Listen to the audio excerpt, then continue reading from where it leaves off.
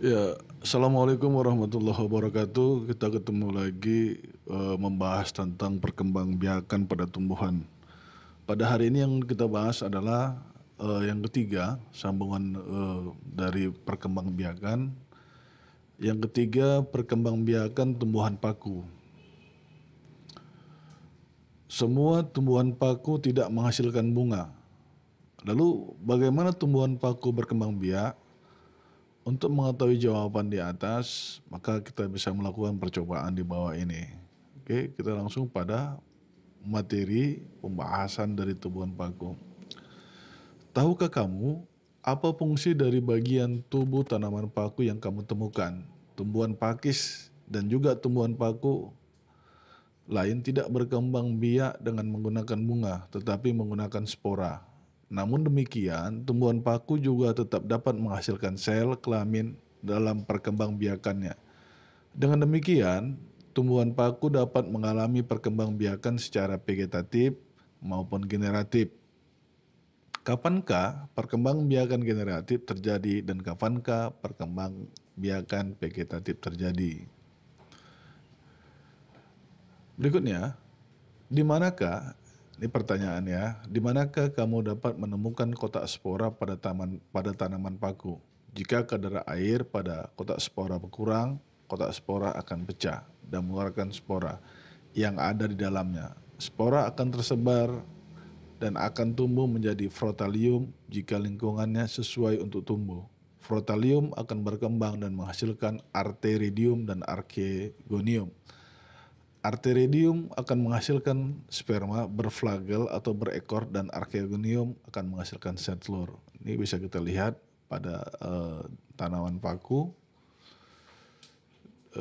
Kita lihat gambarnya, ada spongarium, ada rhizoma, ada frotalium, dan tumbuhan paku dewasa. Oke, itu bisa dilihat di buku paket tentang tumbuhan paku. Berikutnya adalah perkembangbiakan vegetatif pada tumbuhan paku dilakukan dengan rhizoma. Rhizoma dapat tumbuh ke segala arah dan membentuk koloni tumbuhan paku yang baru. Rhizoma adalah batang yang tumbuh di dalam tanah. Yang keempat, perkembangbiakan tumbuhan lumut. Batu pada tepian kolam biasanya ditumbuhi tanaman hijau yang seolah-olah membentuk karpet. Tumbuhan hijau yang ada di atas batuan tersebut adalah lumut. Seperti kita lihat pada gambar ini ya. Jadi warna lumut dia. Tumbuhan lumut yang telah diperbesar, yang hidup di daerah yang lembab, tumbuhan lumut berkembang biak secara generatif dengan menghasilkan sel kelamin dan secara vegetatif dengan menggunakan spora. Agar dapat mengetahui lebih lanjut tentang perkembangbiakan tumbuhan lumut secara generatif dan vegetatif, coba perhatikan gambar 233. Ya, ini gambarnya ya. Pertama adalah ini gambar tentang perkembangbiakan tumbuhan lumut. Lumut juga dapat mengalami perkembangbiakan vegetatif melalui kuncup atau gimai dan melakukan fragmentasi. Fragmentasi terjadi ketika tumbuhan lumut melepaskan sebagian tubuhnya untuk menjadi individu baru. Ini kita bisa lihat pengayaannya. Ada lumut hati yang A, lumut tanduk yang B, dan lumut daun. Oke, berikutnya kita lanjutkan. Teknologi perkembangbiakan pada tumbuhan. Yang pertama namanya hidroponik. Hidroponik merupakan cara penanaman tumbuhan dengan menggunakan larutan nutrisi dan mineral dalam air dan tanpa menggunakan tanah. Tanaman darat, khususnya sayuran seperti paprika, tomat, timun, terong, dan selada dapat ditanam secara langsung dalam wadah yang berisi nutrisi atau dengan ditambah medium yang tak larut dalam air, misalnya kerikil, arang, sekam, spon, serbuk kayu, dan lain sebagainya. Ilmuwan menemukan bahwa tumbuhan menyerap nutrisi yang penting dalam bentuk ion-ion yang terlarut dalam air. B. Vertikultur. Vertikultur merupakan metode budidaya tanaman dengan cara membuat instalasi secara bertingkat atau vertikal. dengan tujuan untuk meningkatkan jumlah tanaman.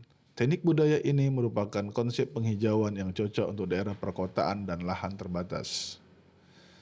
Yang ketiga, C. Kultur jaringan tumbuhan. Kultur jaringan adalah suatu metode perbanyakan tumbuhan dengan cara mengambil suatu bagian dari tanaman, seperti sel atau sekelompok sel jaringan atau organ. Bagian tanaman yang telah diambil selanjutnya ditumbuhkan dalam kondisi steril, pada medium yang mengandung nutrisi dan zat pengatur atau hormon. Ya, ini bisa dilihat pada materi pengayaannya. Berikutnya adalah perkembangbiakan pada hewan. Perkembangbiakan pada hewan, ada istilah penting yang dilihat adalah ada tunas, nanti ada fragmentasi, ada parthenogenesis, ada vivipar, opipar, ada opopivipar, ada metamorfosis, ada regenerasi. Oke, sekarang kita bahas perkembangbiakan pada hewan. Ya, ini bisa dilihat. Satu, perkembangbiakan aseksual pada hewan. Ya, perkembangbiakan aseksual. Apakah hewan juga menggunakan bagian tubuhnya untuk berkembang biak? Bagaimana tubuh manakah yang digunakan untuk berkembang biak? Kita akan bahas. Yang pertama, membentuk tunas. Terdapat hewan yang mampu berkembang biak aseksual dengan cara membentuk tunas untuk menghasilkan keturunan. Contoh hewan yang melakukan perkembangbiakan dengan cara ini antara lain hewan dari filum, Porifera, dan Coelenterata. Contoh hewan dari filum Coelenterata ini adalah ubur-ubur dan Hydra sp. Hewan dari filum Coelenterata yang dapat membentuk tunas misalnya Hydra sp dan ubur-ubur dari jenis Obelia sp dan Aurelia sp. B. Fragmentasi. Flanaria merupakan salah satu contoh hewan yang melakukan fragmentasi.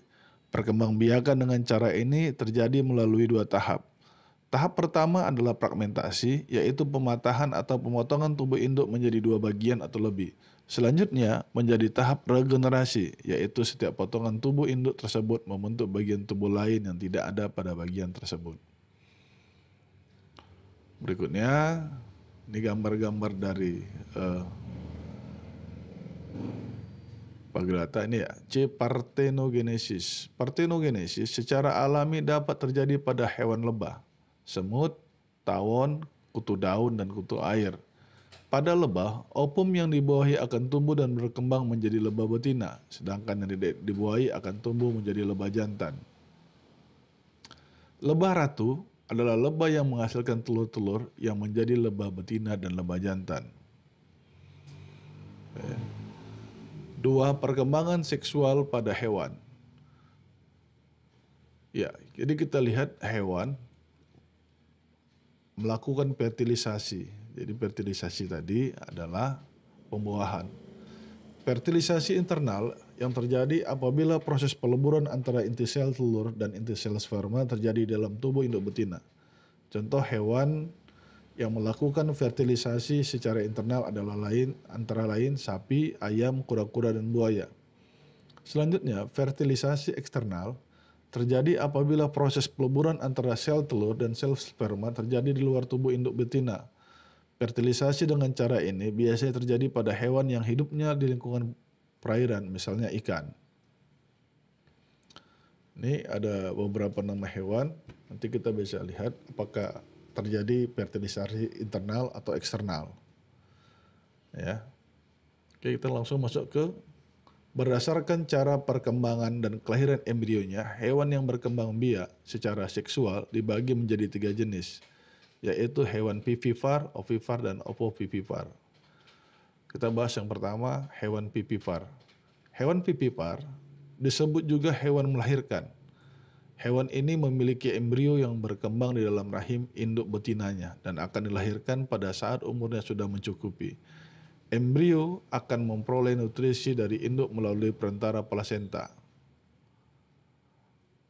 Nah, berikutnya, jadi contoh hewan dari ovipar tadi adalah hewan vivipar tadi, gajah, ada kucing, badak, banteng, kambing, dan lain sebagainya. Sekarang kita masuk di hewan ovipar.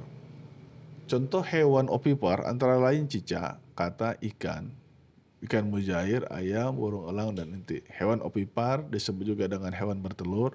Hewan ini embrionya berkembang di dalam telur. Telur hewan ini akan dikeluarkan dari dalam tubuh induk betina. Ya. Hewan tertentu misalnya penyu, ikan mujair, dan kata menghasilkan puluhan ikan hingga ratusan telur setiap kali bertelur. Tidak semua telur yang dihasilkan oleh ikan mujair dan kata yang telah mengalami pembuahan dapat menetas menjadi individu baru. Ini pengayaan ya. Kita masuk pada materi intinya.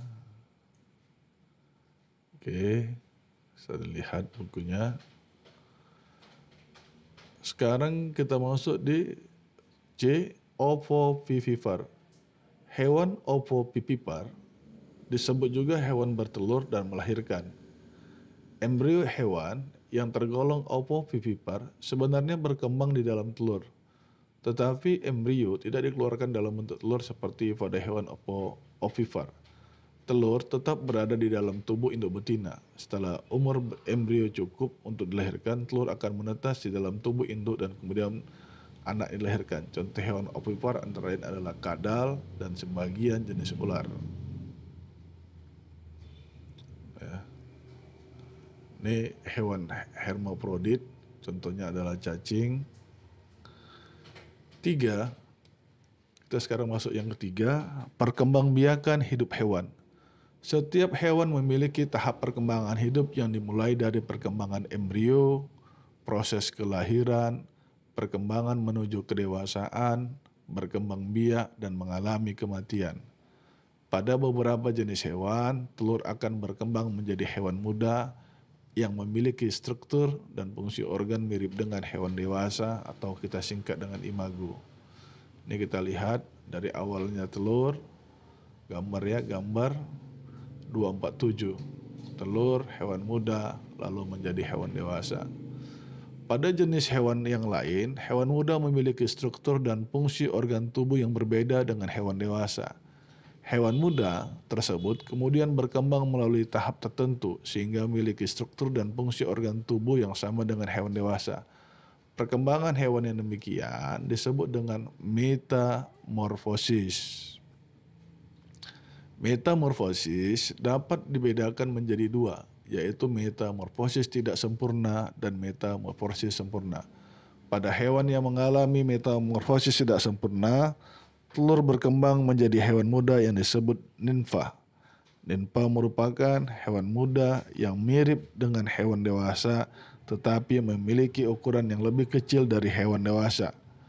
Kemudian, nimfa berkembang menjadi hewan dewasa.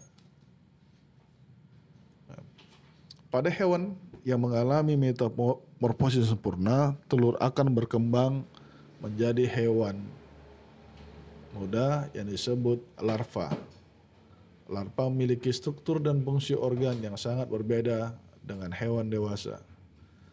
Pada hewan tertentu, misalnya kupu-kupu dan lalat, larva berkembang menjadi pupa. Selanjutnya, pupa berkembang menjadi hewan dewasa. Selama berkembang, struktur dan fungsi organ tubuh mengalami banyak perubahan sehingga menjadi hewan dewasa. Ini kita bisa lihat gambar 248. Ini pada gambar kecoa yang awalnya telur berubah menjadi nimfa, menjadi hewan dewasa. Lalu berikutnya gambar 248, ini metamorfosis tidak sempurna terjadi pada kutu, sedangkan metamorfosis sempurna terjadi pada lalat. Yang pertama telur, lalu larva, lalu pupa, lalu hewan dewasa. Ini bisa kita lihat pada beberapa hewan selama perkembangan hidup dari hewan muda menjadi hewan dewasa. Ya. Nanti kita lihat tanda yang hitam, ada yang disebut dengan Elvira. Elvira ini yang disebut menjadi medusa dewasa. Nah, ini gambarnya, sirkulasinya, reproduksinya yang awalnya sperma ovum menjadi zigot, cikal bakal menjadi larva, menjadi scyphitosma, lalu menjadi strobila, lalu menjadi evira. Selain ubur-ubur, katak juga mengalami perkembangan hidup yang menarik untuk dipelajari. Pernahkah kamu menjumpai puluhan bahkan ratusan kecebong pada suatu kolam? Tahukah kamu dari mana asal kecebong? Katak dewasa akan menghasilkan ratusan telur. Telur kemudian menetas menjadi kecebong. Kecebong selanjutnya berkembang biak menjadi berudu yang memiliki kaki. Ini bisa kita lihat yang awalnya ya telur yang berada yang terletak di kayu, lama-kelamaan menjadi kecebong, berudu, katak muda, lalu menjadi katak dewasa. Oke, nanti kita akan bahas soal-soal yang ada pada buku ini. Tapi sebelumnya kita akan menyelesaikan materi yang ada di buku. Sekarang yang keempat, teknologi perkembangbiakan pada hewan. Pernahkah kamu mendengar kawin suntik pada sapi? Kawin suntik atau dikenal dengan istilah inseminasi buatan adalah proses memasukkan cairan sperma atau semen dari sapi jantan yang unggul ke dalam saluran perkembangbiakan sapi betina dengan bantuan manusia. Inseminasi buatan ini dilakukan dengan cara memasukkan semen yang telah dibekukan dengan menggunakan alat seperti suntikan.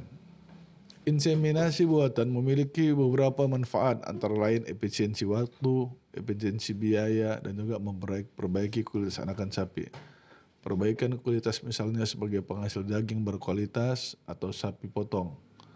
Sebagai contoh, untuk menghasilkan anakan sapi dengan kualitas daging yang baik dan berjumlah banyak, diambil sel-sel sperma dari sapi Brahma dari India, inseminasi pada sapi betina lokal. Oke, berikutnya kita sudah pada pokok pembahasan yang terakhir tentang perkembangbiakan tumbuhan dan hewan. Sebagai rangkuman, kita bisa lihat bahwa tumbuhan dan hewan dapat melakukan perkembangbiakan secara seksual dan aseksual. Lalu, reproduksi aseksual adalah perkembangbiakan tumbuhan atau hewan tanpa melewati proses fertilasi. Yang ketiga, reproduksi seksual adalah perkembangbiakan yang melalui proses fertilisasi. Sebagai rangkuman, reproduksi seksual terjadi pada tumbuhan Angiospermae dengan menggunakan rizoma, stolon, umbi lapis, dan umbi batang. Berikutnya, reproduksi pada tumbuhan Gymnospermae secara seksual melalui penyerbukan dan pembuahan terjadi pada Strobilus. Yang keenam, tumbuhan paku atau Pteridophyta mengalami tahap gametofit dan sporopit. Perkembangan biak seksual terjadi pada tahap gametofit, yaitu dengan dihasilkannya sel kelamin. Sel kelamin jantan dan betina yang dihasilkan akan mengalami fertilisasi. Tahapan selanjutnya ialah tahap sporopit, yaitu dimulai ketika zigot hasil fertilisasi akan tumbuh menjadi tumbuhan paku yang dapat menghasilkan spora. Lalu tumbuhan lumut atau nama lainnya ada Bryophyta mengalami perkembangbiakan seksual dan aseksual. Pada satu kali perkembangan hidupnya, perkembangan seksual dengan menghasilkan gamet jantan dan gamet betina, yaitu pada gametofit. Ya. Lalu nanti pada teknologi perkembangbiakan ada filterkultur, ada hidroponik, dan ada kultur jaringan. Hewan dapat melakukan perkembangbiakan aseksual melalui tunas, fragmentasi, dan partenogenesis. Jadi berikutnya berdasarkan cara perkembangan dan kelahiran embrionya, hewan yang berkembang biak secara seksual dibagi menjadi 3. Yang pertama hewan vivipar, ovipar, dan ovovivipar. Berikutnya beberapa hewan dapat mengalami